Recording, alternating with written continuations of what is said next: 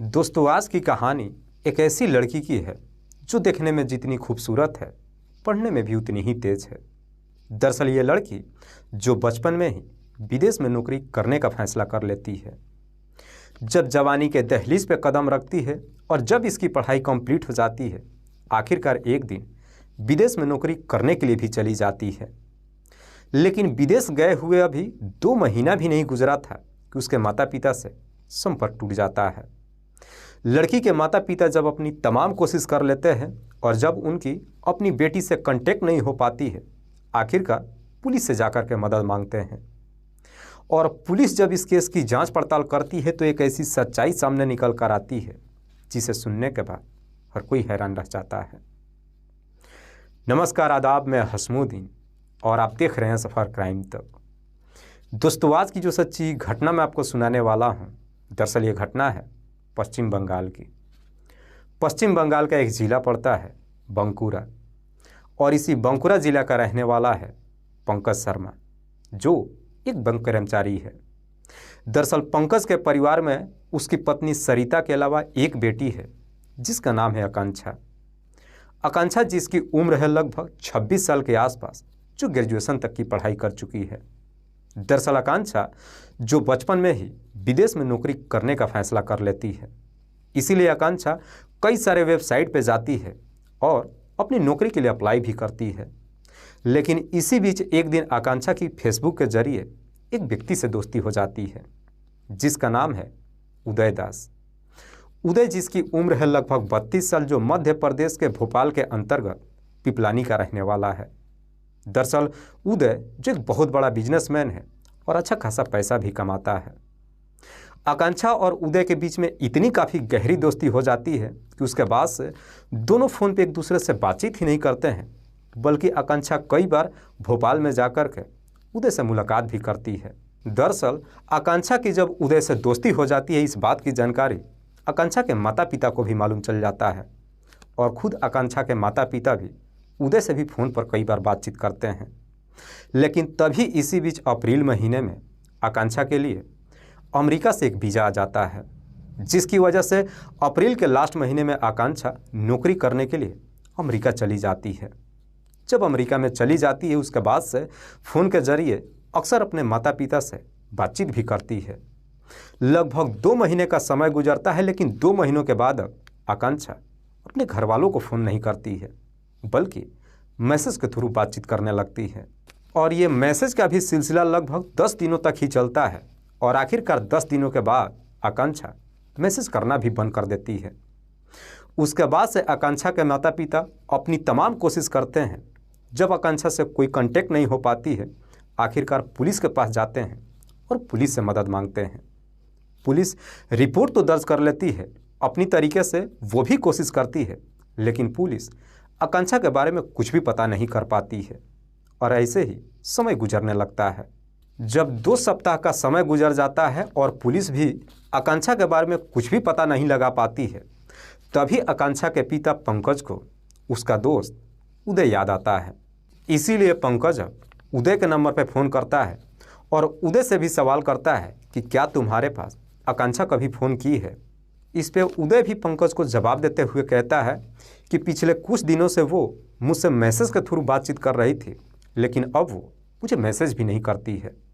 और मात्र इतनी सी बात करने के बाद उदय फ़ोन रख देता है। उसके बाद से जब पंकज उदय के नंबर पर फ़ोन करता है तो अब उदय उसका फ़ोन भी नहीं उठाता है, जिसे देख करके पंकज को बड़ा अजीब सा लगता है। जब पंकज का दिल गवाही नहीं देता है, आखिरकार एक दिन मध्य प्रदेश के भोपाल शहर में चला जाता है और सीधे उदय के घर पे पहुंच जाता है। दरअसल पंकज जब उदय के घर पे पहुंचता है और जब उदय से अपनी बेटी आकांक्षा के बारे में पूछताछ करता है, तो उदय भी पंकज को सही तरीके से कुछ जवाब नहीं दे पाता है। उसकी बातें सुन करके न जाने क्यों पंकज को उसके ऊपर शक चला जाता है। इसीलिए पंकज जब वहाँ से वापस अपने घर पे आता है, फिर से जाकर के पुलिस से कांटेक्ट करता है और सारी बात पुलिस को बताता है। दरअसल पंकज पुलिस वालों से कहता है कि साहब, मुझे ना जाने क्यों लग रहा है कि उदय मेरी बेटी के बारे में कुछ न कुछ जानता है, लेकिन वो सही तरीके से मुझसे बातचीत नहीं कर रहा है। पंकज जब इस तरह की बातें पुलिस से कहता है, उसके बाद से पुलिस उदय से पूछताछ करने से पहले अब आकांक्षा के मोबाइल नंबर का कॉल डिटेल्स निकालती है और साथ ही साथ उसके मोबाइल का लोकेशन भी निकालती है। पुलिस जब आकांक्षा के कॉल डिटेल्स को चेक करती है तो चेक करने के बाद पुलिस भी एकदम से चौंक जाती है। दरअसल आकांक्षा के मोबाइल का लोकेशन भोपाल शहर का ही दिखाई देता है और कॉल डिटेल्स से ये भी मालूम चलता है कि आकांक्षा जब अमेरिका जाने के लिए अपने घर से निकली थी, उसके बाद भी वो लगातार उदय से फ़ोन पे बातचीत करते आ रही थी। सारी डिटेल्स चेक करने के बाद पुलिस को लगता है कि शायद आकांक्षा अमेरिका कभी गई ही नहीं थी। पुलिस को जब इस तरह की डिटेल्स मिल जाती है, आखिरकार पश्चिम बंगाल की पुलिस अब जुलाई महीने में मध्य प्रदेश के भोपाल शहर में जाती है और नज़दीकी थाने से कांटेक्ट करके पिपलानी के अंतर्गत उदय के घर पे पहुंच जाती है। दरअसल उस वक्त उदय अपने घर में मौजूद तो था, लेकिन दरवाज़ा अंदर से बंद करके रखा था। पुलिस जब दरवाजे पे पहुंचती है, उदय को आवाज़ लगाती है तो उदय दरवाज़ा भी नहीं खोलता है। इसीलिए पुलिस अब दरवाजे को तोड़ देती है और घर के अंदर एंट्री कर जाती है। लेकिन पुलिस जब घर के अंदर एंट्री करती है तो घर के अंदर का नज़ारा देख पुलिस भी हैरान रह जाती है। दरअसल कमरे के अंदर जो कई सारे शराब की बोतलें पड़ी हुई थी और कमरे के अंदर से बदबू भी आ रही थी। सारी स्थिति को देखने के बाद ऐसा लग रहा था कि शायद उस घर की साफ सफाई महीनों से नहीं की गई है।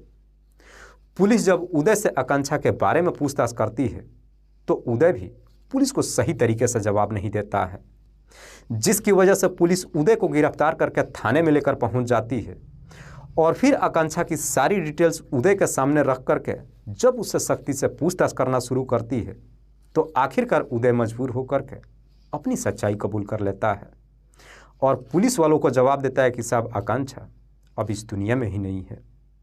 दरअसल मैंने आकांक्षा की हत्या कर दिया है।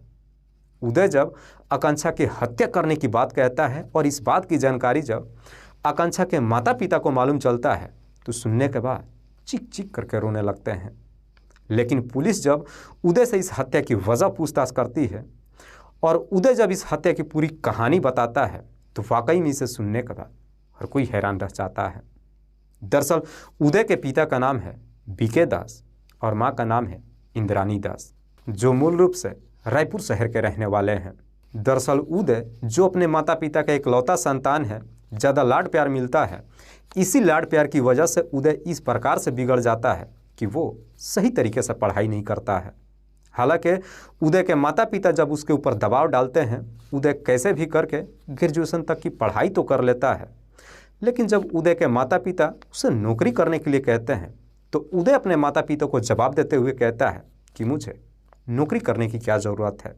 दरअसल हमारे पास करोड़ों की संपत्ति है, यहाँ रायपुर में घर है और एक घर भोपाल में भी पड़ा हुआ है, इसीलिए मुझे नौकरी करने की कोई ज़रूरत नहीं है। इधर उदय के माता पिता जब उसके ऊपर ज़्यादा दबाव डालने लगते हैं, इस वजह से उदय भी शराब का सहारा ले लेता है। दरअसल उदय ऐसे लड़कों के संगत में पड़ जाता है जिसकी वजह से एक नंबर का नशेड़ी बन जाता है। दरअसल उदय सिर्फ शराब ही नहीं पीता है बल्कि कई सारी लड़कियों के साथ में अय्याशी भी करने लगता है। और जब उदय के माता पिता इसका विरोध करने लगते हैं, उदय इस प्रकार से तंग आ जाता है कि आखिरकार एक दिन मजबूर होकर अपने माता पिता को ही इस दुनिया से हटाने का तय कर देता है। उसके बाद से एक सही मौके का इंतजार करने लगता है। दरअसल घटना से ठीक लगभग 5 साल पहले एक दिन शाम के वक्त बीके दास जब मार्केट चला जाता है, घर पे सिर्फ उसकी पत्नी इंद्रानी रह जाती है। मौका अच्छा नज़र आता है, इसीलिए मौका देख करके घर के अंदर ही उदय अपनी माँ की गला दबाकर हत्या कर देता है और फिर अपनी माँ की डेड बॉडी को ले जाकर के कमरे में छिपा देता है। थोड़ी देर के बाद बीके दास भी जब मार्केट से वापस अपने घर पे पहुंचता है तो घर के अंदर ही उदय अपने पिता की भी गला दबाकर हत्या कर देता है। दोनों की जब मौत हो जाती है, उसके बाद से दोनों की डेड बॉडी को अपने घर में ही छुपा करके रखता है और अगले दिन सुबह मार्केट में जाता है और मार्केट से एक लेबर को बुला करके लाता है और उस लेबर से कहता है कि मेरे घर के आंगन में एक गड्ढा खोद दो क्योंकि मुझे एक मंदिर बनाना है। वो लेबर जब आता है, शाम तक जब गड्ढा खोद देता है, उसके बाद से उदय उस लेबर को पैसा दे करके वापस उसे भेज देता है और रात्रि को वक्त अपनी माता पिता की डेड बॉडी को उसी गड्ढे में डाल करके ऊपर से मिट्टी भर देता है। कुछ दिन तक उसी घर में रहता है। उसके बाद से उस मकान को 30 लाख रुपये में बेचने के बाद भोपाल में आ जाता है और फिर भोपाल के पिपलानी मकान में रह करके अय्याशी करने लगता है। दरअसल इसी दरमियान एक दिन उदय की फेसबुक के जरिए आकांक्षा से दोस्ती हो जाती है। उदय जब आकांक्षा का फोटो देखता है तो देखने के बाद उसे हासिल करने का फैसला कर लेता है। दरअसल उसके बाद से उदय अब आकांक्षा को पाने के लिए उसे तरह तरह की झूठ बोलने लगता है। दरअसल आकांक्षा और उदय के बीच में जब दोस्ती हो जाती है और फ़ोन के जरिए जब दोनों एक दूसरे से बातचीत करने लगते हैं तो उदय आकांक्षा से एक पर एक कई सारी झूठ ही नहीं बोलता है, बल्कि आकांक्षा से कहता है कि मेरे पिता एक बहुत बड़ा बिजनेसमैन है और मेरी माँ डीएसपी है। चूँकि मैं अपने माता पिता के इकलौता संतान हूँ, अच्छा खासा पैसा ही नहीं है, बल्कि मैं खुद भी एक बिजनेस करता हूँ जिसमें मैं भी ठीक ठाक पैसा कमाता हूँ। उदय जब इतनी सारी झूठ आकांक्षा से बोलता है तो इसे सुनने के बाद आकांक्षा को भी लगता है कि शायद उदय अच्छा खासा पैसा वाला है। इसीलिए आकांक्षा अब उदय से दोस्ती ही नहीं कर लेती है, बल्कि उससे मिलने के लिए भी तैयार हो जाती है और इन दोनों की पहली मुलाकात दिल्ली शहर में होती है। हालांकि पहली बार जब दिल्ली शहर में मुलाकात होती है उसके बाद से उदय आकांक्षा को लेकर के कई सारे शहरों में जाता है और लगभग 1 सप्ताह तक घुमाता है। आकांक्षा जब पहली बार उदय के साथ जहाँ तहाँ जा कर के घूमती है तो उदय भी आकांक्षा के ऊपर आंख बंद करके पैसा उड़ाता है, जिसकी वजह से आकांक्षा भी अब उदय के ऊपर आंख बंद करके भरोसा कर लेती है और इन दोनों की दोस्ती इतनी काफ़ी गहरी हो जाती है कि आखिरकार शादी तक करने का फैसला कर लेते हैं। लेकिन सबसे बड़ी दिक्कत थी कि आखिरकार आकांक्षा अपने माता पिता से कैसे बताए कि वो अपने दोस्त उदय से शादी करने वाली है। इसीलिए अब उदय से शादी करने के लिए एक प्लान बनाती है और इसी प्लान के तहत अपने माता पिता से झूठ बोलती है। दरअसल आकांक्षा अपने माता पिता से झूठ बोलती है कि मेरे लिए अमेरिका से वीज़ा आ गया है, इसीलिए मैं अमेरिका में नौकरी करने के लिए जा रही हूँ।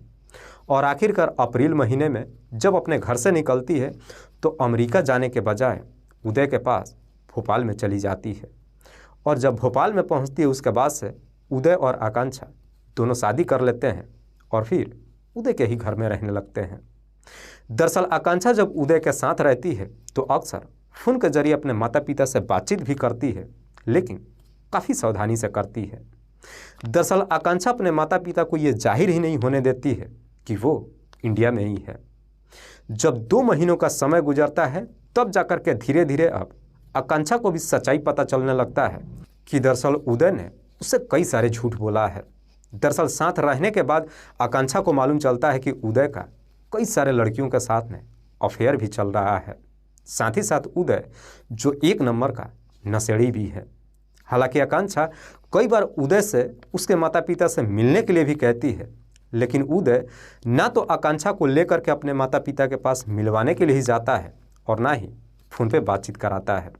दरअसल उदय अपने माता पिता को आकांक्षा से फ़ोन पे बातचीत भी कैसे कराता, क्योंकि करीब 5 साल पहले खुद उदय ने ही अपने माता पिता की हत्या कर दिया था और आकांक्षा से झूठ बोला था कि उसके पिता एक बिजनेस करते हैं और उसकी माँ डीएसपी है। जब धीरे धीरे आकांक्षा को उदय की सारी सच्चाई मालूम चलने लगता है, इस वजह से आकांक्षा अब उदय से झगड़े तकरार करना शुरू कर देती है। लेकिन तभी इसी बीच एक दिन उदय के नंबर पर एक फ़ोटो आता है। दरअसल वो फ़ोटो किसी और के नहीं बल्कि आकांक्षा का ही था। उस फोटो में आकांक्षा जो एक लड़के के साथ आपत्तिजनक स्थिति में दिख रही थी। उदय जब उस फोटो को देखता है और जब इस फोटो के बारे में आकांक्षा से पूछताछ करता है तो आकांक्षा भी उदय को सारी सच्चाई बता देती है। दरअसल आकांक्षा उदय से कहती है कि तुमसे पहले भी मेरे जीवन में एक लड़का था, हम दोनों के बीच में प्रेम प्रसंग भी चल रहा था, पर यकीन मानो जब से मेरा तुम्हारे साथ में प्रेम प्रसंग शुरू हुआ उसके बाद से मैंने उसे छोड़ दिया। लेकिन उदय इस बात को मानने के लिए तैयार नहीं होता है। दरअसल उदय के दिमाग में अब तरह तरह का ख्याल आने लगता है कि आकांक्षा उसके साथ गेम खेल रही है। दरअसल 14 जुलाई को रात्रि के वक्त दोनों खाना खाकर सो तो जाते हैं, लेकिन उदय की आंखों में नींद ही नहीं आती है। उदय के दिमाग में जब तरह तरह का ख्याल आना शुरू होता है, आखिरकार सुबह के करीब 5 बजे के आसपास सोते वक्त ही आकांक्षा की गला दबाकर हत्या कर देता है और जब आकांक्षा की मौत हो जाती है उसके बाद से सुबह मार्केट में जाता है और फिर से एक लेबर को बुला कर लाता है और उस लेबर से झूठ बोलता है कि मुझे अपने घर के अंदर एक गड्ढा खुदवाना है क्योंकि मुझे मंदिर बनवाना है। वो लेबर भी जब उदय के घर में जाता है, शाम तक जब गड्ढा खोद देता है, उदय उस लेबर को भेज देता है और रात्रि के वक्त उसी गड्ढे में आकांक्षा की डेड बॉडी को डाल करके मिट्टी भर देता है। उसके बाद से उदय अपने कमरे से कभी बाहर ही नहीं निकलता है। दरअसल उदय आकांक्षा की हत्या तो कर देता है, लेकिन उसके बाद से उदय की भी मानसिक संतुलन बिगड़ जाती है। अपने कमरे के अंदर ही रहता है और दिन रात सिर्फ शराब ही पीता रहता है।